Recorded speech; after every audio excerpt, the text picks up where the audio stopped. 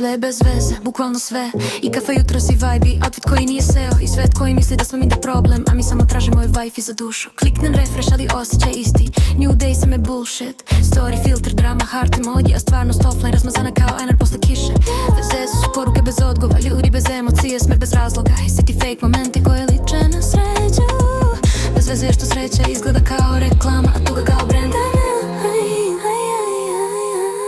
Kažu budi svoj, al samo dok se uklapaš. Kažu volite se, a lajkovanje nije ljubav, to je samo currency za ego. Ja pričam brzo jer ako stanem čuješ tišinu, a tišina je najgori beat. On je kao broken record u glavi, ponavlja sve bez veze, sve bez veze. I jest, al nije, jer u tom bez veze ima ritam, ima glitch, ima baseline. Ima nas, sve je bez veze kad sanjaš u toplika, a budiš se u low resolution realnosti. Kad follow, znači više nego verujem ti kad sin, boli više nego s Bogom.